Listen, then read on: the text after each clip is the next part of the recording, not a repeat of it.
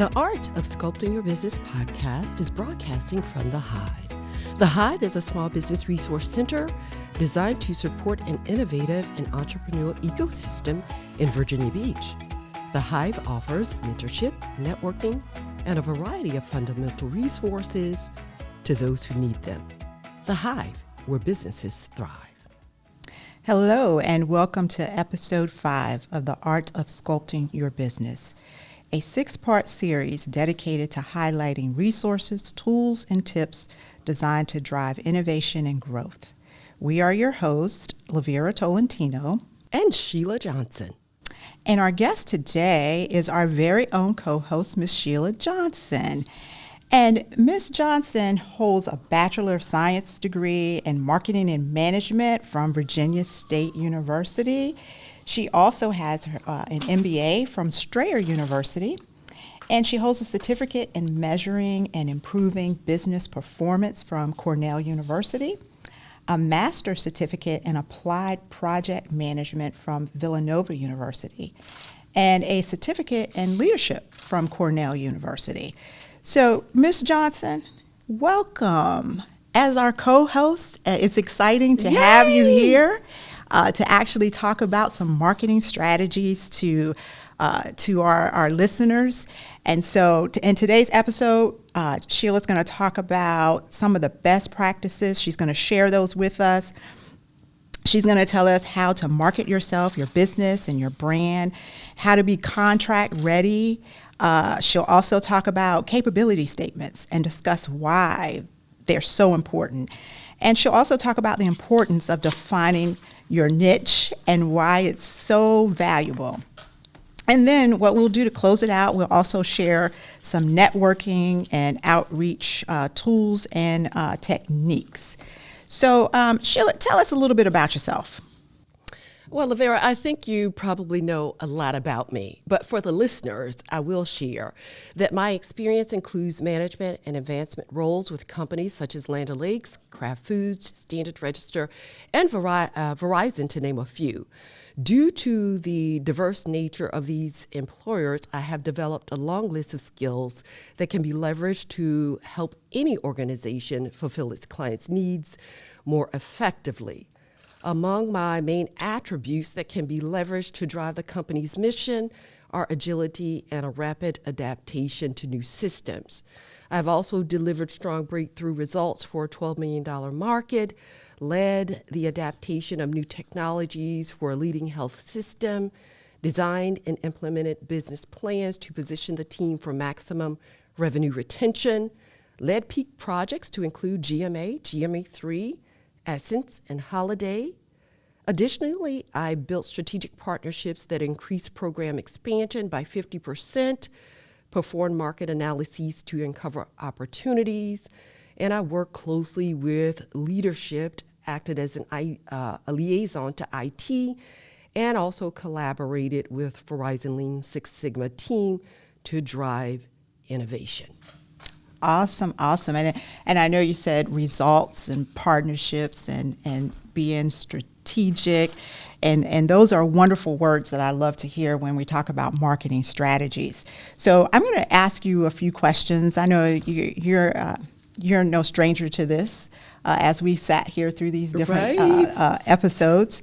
So I'm on this side now. You're on that side. I got yes. you. Okay. I'll be both of us, okay? Yes. And I'll just throw you the questions, all right? Throw it my so way. Kind of tell me, what is a marketing strategy and why do you believe it's so important for our small business owners? That's a great question, Lavera. A marketing strategy is defined as a long-term plan for achieving a company's goals by understanding the needs of customers and creating a distinct and sustainable competitive advantage. It encompasses everything from determining who your customers are to deciding what channels you use to reach those customers. Simply stated, it is a plan of action designed to promote and sell a product or service. Awesome, awesome. So when we talk about, the long term, it's a long-term plan. Before we go any further with any other questions, do you think a marketing strategy needs to be revised at some point? Because, we talk about our business plans, our living documents, they should be revised and updated. Is that the same for a marketing strategy? Absolutely. One of the things that I usually advise customers or clients is to every 90 days, take a look at your strategy. That includes your marketing strategy to see if it's working, to see if something has changed. And if it has, once you sort of review it, make the adjustments necessary so that when you move forward in the next quarter or the next, 60 to 90 days, you're ensuring that there is success. Awesome, awesome. So we talked about this marketing strategy. So if I was a business owner and I need to develop a strategy, tell me some of the elements or components of a marketing strategy. Lavera, I think there are probably about 5 elements that I would recommend individuals to really take a look at or really to focus on. The first one of those elements include the brand overview. This is the first step in this really is to understand how your brand is currently doing business. What are your current long-term goals? Are they working? And if not, what needs to change? It's kind of what I mentioned before. If it's not working, something needs to be adjusted. The second part of the brand interview piece is to ask the question if your products or services offer anything of value. Also understand what that value is. One may want to do a SWOT analysis. This is a strength, weakness, and opportunities and threat analysis to help you determine how your business is unique from other competitors, what the weaknesses are, and how the external factors may either hurt or help your brand. And when I talk about external factors, I'm talking about those factors that you may not be able to control. Example, if there's unrest in a country that you get your resources from. If there are taxes and tariffs, some of those things. It is important that any business owner understand what they are and how they play a part. And then the last part of brand overview is reviewing your brand's current situation using the SWOT analysis, because again, it can help you improve your marketing strategies while overcoming potential challenges. The second element is defining your target, which is critical. Once you've outlined exactly what your brand has to offer, again, the next step is to identify your target market. This means focusing your efforts towards those who are more likely to buy from you. In order to find your niche market, you need to do some market research. And that means you really need to drill deep to identify where you land in the market. And then some of the things you may want to ask yourself is, what demographics usually purchase the products or services that my brand specialize in?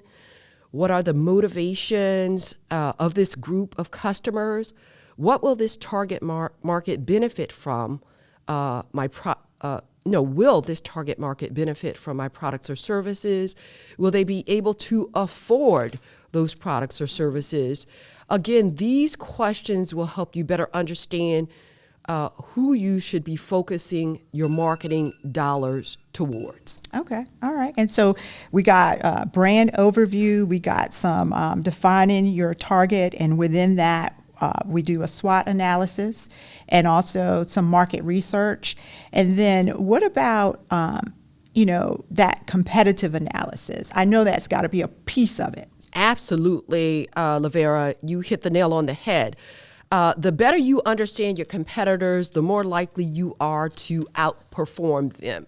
And then the reason why that is so important, because I think everyone is in business to be successful, to drive revenue. And again, analyzing your competitors' strengths and weaknesses and comprising them into your own can help you clearly see where your messaging needs to change, if at all. By comprising revenue, comparing revenue, numbers of clients and employees, location, website, social media presence, and past milestones, you could learn a lot about what direction your brand needs to take in order to earn yourself what we call a leg up on your competition. Okay, and so what I'm hearing now is that not only do I have to perform a SWOT analysis on my own business, but I should do the same for my competitor, because my competitor may be missing a piece that I can pick up on and help Absolutely. my business grow. And, Absolutely. Oh, that's awesome. I've never heard it put that way. I've always heard to do that SWOT analysis on your own business, but not on your competitor's business. Right. And what that does, Lavera, I think that's a great point. And a lot of people may not think about it that way. What you want to ensure of is that you have a competitive advantage. In order to solidify what that advantage is, you need to know what the competitors in your select field are doing. Right. Awesome. So we touched on 3. Now you said there were 5. What are those other 2? The other 2 include the first, I guess the fourth one I will say, is to develop a unique selling proposition. And so your unique selling proposition, or your USP, should be a sentence that captures the essence of your brand. It should focus on what your target market is, what you have to offer them, and why your brand is the best option to provide the products and services that you offer. Your USP, or unique selling proposition, needs to be original and memorable, and it should also focus on what your customers value. Awesome. So that unique selling proposition, that's a new term for me as well. As you know, you said USP, and I'm thinking USB. P as in Paul. Okay. P as in Paul. So unique selling proposition. So you go, our audience out there listening, remember it's USP. So what's that last piece of that marketing strategy? Tell us. And the last piece here is building your activity plan. Once you've developed a strong USP, as in Paul, it's important to determine how best to promote your target audience, or promote to your targeted audience. What tools would be most efficient to use when promoting your brand? Is direct mail or email marketing more appropriate, for example? Would social media advertisements catch the attention of your audience better than TV ads? Or maybe your brand will benefit from launching a creative marketing campaign. The choices are endless and all dependent upon your business's marketing goals. So all this is saying what may work for other brands may not be best for you once you've done your homework. Right. So this is that's very good information there. Building your activity plan, and I'm guessing, like we said, all of this kind of changes. You have to, like you said, go through it like every 90 days and kind of update it and see what's working. Do that analysis. So now that I have my marketing strategy in place. The other piece that I'm looking at is that I have a lot of business owners that come to us and they say, I have a business card here, or here's what I do. So is what's the value of a capability statement? As more than that, what is a capability statement? Well, that's a great question, Lavera. And I will tell you, we worked together a lot as it relates to the NBC and a number of the expos. I think this is an invaluable tool for anyone that may come to one of those particular events. And I think the next one is coming up in November. So hopefully individuals will be able to listen to this podcast to sort of prepare themselves before they attend, because there are key decision makers that are really in a lot of those events. And so a capability statement outlines what you can offer potential clients and provides the essential details to help them decide whether to do business with you. It can also be used to open doors to new suppliers. A capability statement is a written document you as a contractor use to show customers and government agencies at a glance why they should be interested in your business. Like a resume, it should show and not just tell, number one, who you are, and number two, what you can do for them. And you're right. When we have when the Minority Business Council, when they put on their expo, we do have small business owners that bring in their capability statements and making sure that those departments or those other agencies that are there actually receive that capability statement and kind of talk it over with them. And that expo is coming up November 10th. Yes, actually. It's right around the corner. Yes, and it'll be from 12 to 5 at the Virginia Beach Convention Center. I hope all of our listeners will be there. It will be an excellent opportunity to put into action some of your marketing strategy, some of the components you talked about here, and to also put into play that capability statement and be ready to talk to those departments and other state and local and federal agencies that will be there. So November 10th at the Virginia Beach Convention Center, and they can register for the event at the SWAM at the SWAM business office page on bbgov.com. I just thought I'd put that little plug in there. Well, and I think it's good. And then the other thing, Lavera, it is no cost to attend. You're absolutely right. Mm-hmm. It's free. Yeah. And there will be over 40 exhibitors at that event so that you can actually start marketing. You can market yourself 40 times. Absolutely. And you can get some practice, right? Absolutely. Because there's opportunity to be had. Absolutely. You're right. So we talked about that capability statement. You gave us an overview. You said it should look like a resume, but more so provide us a little bit more detail. Like what should it really include? What should be included in that capability statement? Yeah, that's a great question too, Lavera. Several key points. Your capability statement should include, number one, a concise introduction and profile of your company. Number two, it should also include your contracting business core competencies. Number three, it should also include specific areas of expertise that relate to the projects that you have either completed or that you're interested in. And then it should also include any differentiators that set your company apart, including equipment and facilities. Awesome. So I do know that some people will take that capability statement and, it's usually on a regular size sheet of paper. It lists some of, like you said here, some of your core competencies. I've also seen some business owners put on there some of the contracts that they hold. And I think, is it okay to have different capability statements depending on who you're marketing to?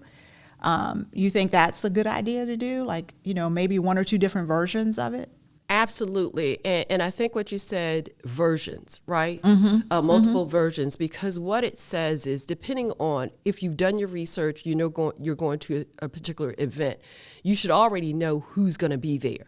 You should also already know the projects that they may have on the table or projects that are coming up. And then that way, if in fact you have a massive amount of skill, certainly all of those skill may not apply to this particular opportunity or bid that you're going towards. So absolutely, I would recommend several versions of of your capability statement so that when you're in front of that decision maker, you're speaking to their needs. And then one of the other things that you said, Lavera, some people may come with it on a regular piece of paper. What I recommend at this particular point is to make an investment.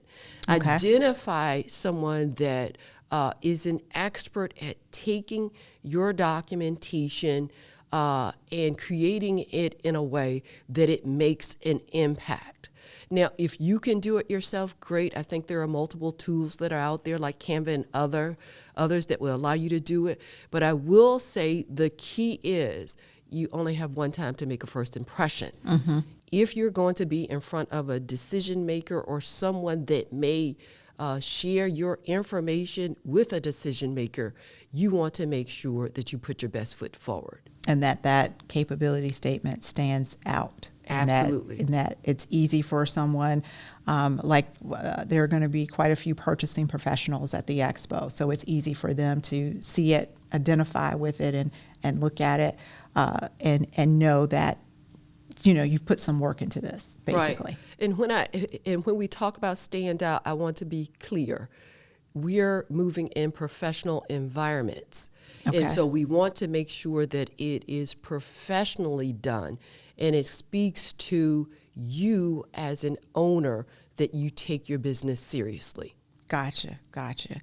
So there's some other pieces here that we want to talk about before we wrap up this particular episode. So I heard you say this word. I say niche, you say? Niche, tomato. So what does niche, what does it mean in a business and why is it so critical? Okay, Lavera, niche, tomato. Okay, the reason why this is so critical in a business is because a business niche is a specialized or focused area of a broader market that businesses can serve to differentiate themselves from the competition. Business owners should define a niche with to really identify, stand out, and to be able to communicate who they are, the value that they bring to the table, so that, number one, they are able to leverage their marketing dollars effectively. Number two, be able to communicate to any decision maker as to what those things that they do and they do well. And so maybe it's 1, 2, or 3 things. It can't be everything. You can't go in front of a decision maker and say, yeah, I do all of that. Well, do you though? A niche is really speaking to those things that you are an expert in. So I would say for any business owner that is moving forward with a capability statement or getting in front of a decision maker to really hone into those 1, 2, or 3 things that you do well, that you perform much better than anyone else in the market. And then in our conversations that we've had before, you've told me a little bit about this, and I do listen. So, you do. And you kind of explained it to me as being something that you can provide that you see in the marketplace that's not being served or not being met. That's your niche. Exactly. Something you can provide that no one else is looking at doing, or that the market, there's very few that are doing it. Maybe they're across the country somewhere, but you're here doing it. And so I love that whole definition of niche. Tomato.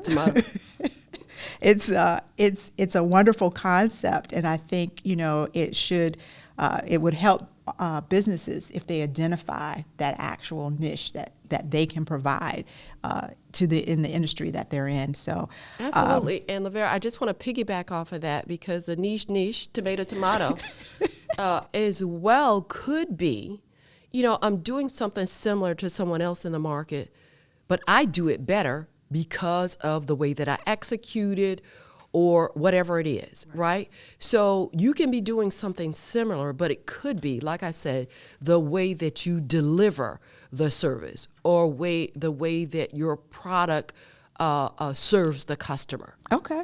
Awesome. So let's kind of wrap it up a little bit. Do you have any networking or outreach tools and techniques that you could get like maybe 3 that you can give our audience? Right. I would say for those that are listening today, I'd like you to walk away understanding, maybe 4 things that you need to do. The first one is to develop your marketing strategy. We talked about that today. It is so critical, because if you're not clear how you're spending your dollars or how you're reaching your potential customers or clients, you're wasting money, you're wasting time. It's not efficient.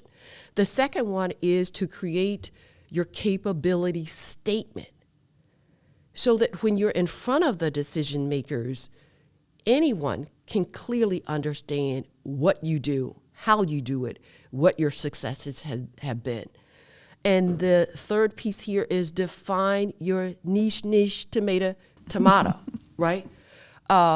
What is it about the way that you do business or show up in the marketplace that is of value in the reason why someone should select you over another individual or another business? And then the fourth thing that we talked about is to be ready. When you get in front of a decision maker, you only have about 10 seconds to make an impact. So use your time wisely. Mm-hmm. And it's interesting you say that 10-second, because it used to be you had like a 60 second. Yeah, 60, and then it went to 30-second elevator pitch, and now it's like, if you can't get it out in 10 seconds, this, it's like gone. So and it may look like on the other end, okay, great, leave me your card. Right. Okay, great, do you have a card? Right. Okay, right. fantastic. Right. We'll call you. Right. Something like that. And you got to be able to figure out what that really means after you say that 10-second elevator pitch or 10-second little verbiage about your business. So, Sheila, you're a wonderful co-host. Oh, Lavera, we like the yin and yang, the yang and the yin. And you have given us some valuable information here about, marketing, the marketing strategy, creating that capability statement, being ready, and all in essence to drive results and have that long-term strategy and analyze that marketing strategy so that you can go back, and if you have to change it and adjust it, you can.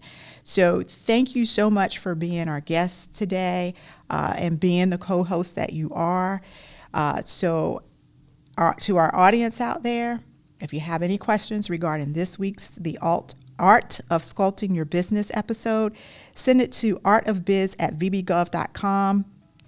Be sure to include your name so that we may share it in the future on future episodes. Again, that's the artofbiz@vbgov.com. And this has been The Art of Sculpting Your Business, our episode on marketing with our very own co-host, Ms. Sheila Johnson. Next week, we'll have a conversation with Toya Sosa, Associate Vice President and Chief Diversity Officer for Riverside Health System. We'll learn the importance of crafting diverse, equitable, and inclusive workspaces. Be sure to stay tuned. Again, thank you to our sponsor, the Virginia Beach Hive, where businesses thrive.